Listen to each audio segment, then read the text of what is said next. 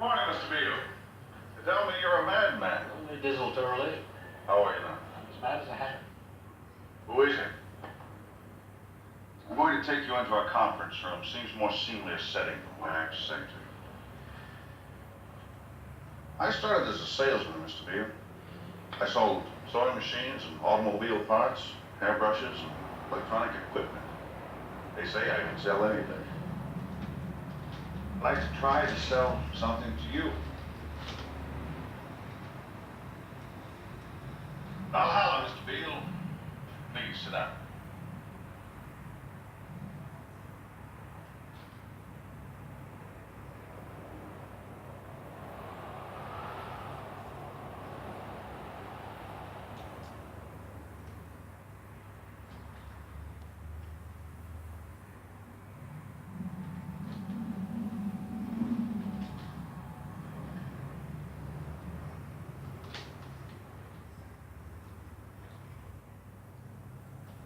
You have meddled with the primal forces of nature, Mr. Beale, and I won't have it. Is that clear?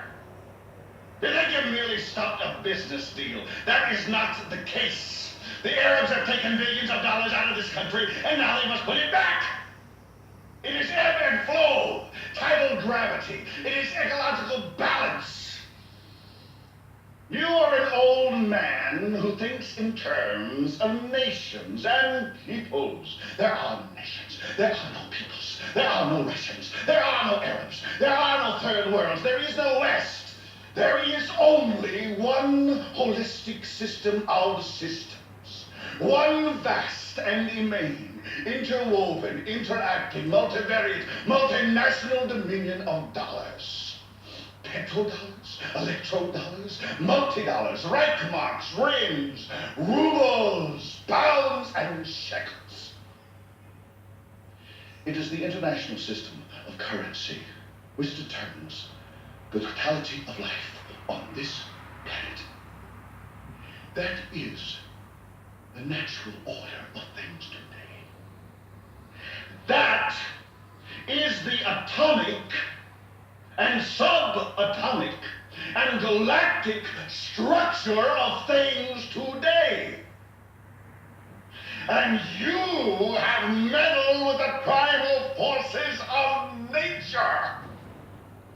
And you will atone. Am I getting through to you, Mr. Beale? You get up on your little 21-inch screen and howl about America and democracy. There is no America. There is no democracy.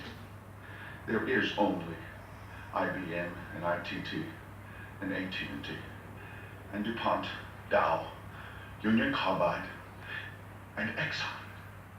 Those are the nations of the world today. What do you think the Russians talk about in their Council of State? Karl Marx?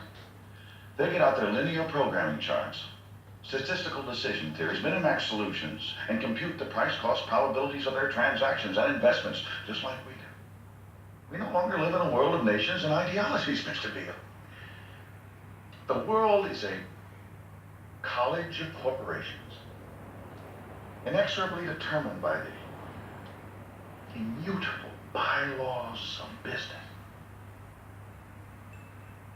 The world is a business, Mr. Beale. It has been since man crawled out of the slime. And our children will live, Mr. Beale, to see that perfect world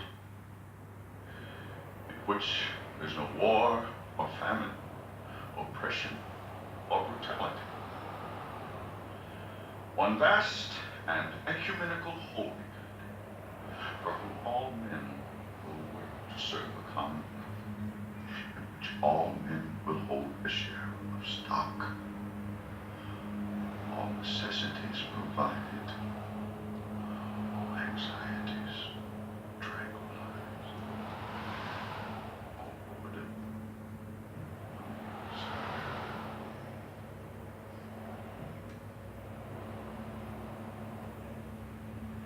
chosen you, Mr. Beale, to preach this evangel.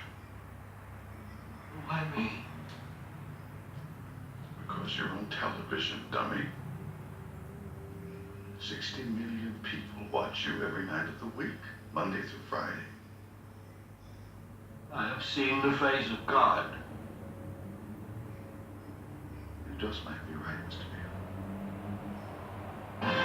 That evening, Howard Beale went on the air to preach the corporate cosmology of Arthur Jensen. I got up here and asked you people to stand up and fight for your heritage, and you did, and it was beautiful. 6 million telegrams were received at the White House. The Arab takeover of CCA has been stopped. The people spoke, the people won. It was a radiant eruption of democracy.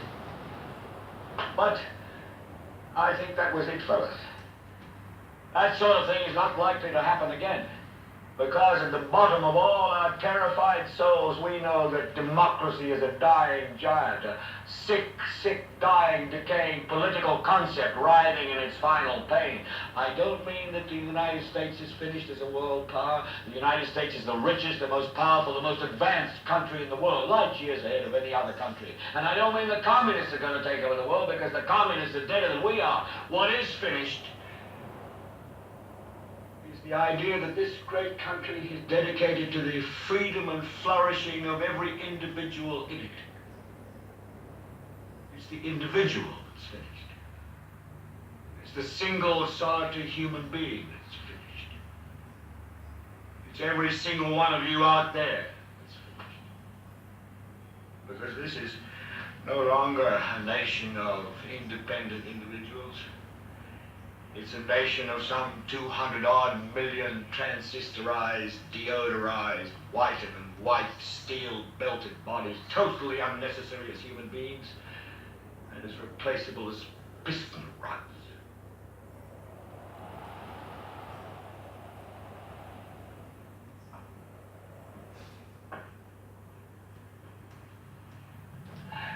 Well, the time has come to say, is dehumanization such a bad word? Good or bad, that's what is so. The whole world is becoming humanoid, creatures that look human but aren't. The whole world, not just us, we're just the most advanced country, so we're getting there first. The whole world's people are becoming mass-produced, programmed, numbered, and sensitive. It was a perfectly admissible argument that Howard Beale advanced in the days that followed. It was, however, also a very depressing one. Nobody particularly cared to hear his life was utterly valueless. By the end of the first week in June, the Howard Beale show had dropped 1 point in the ratings, and its trend of shares dipped under 48 for the first time since last November.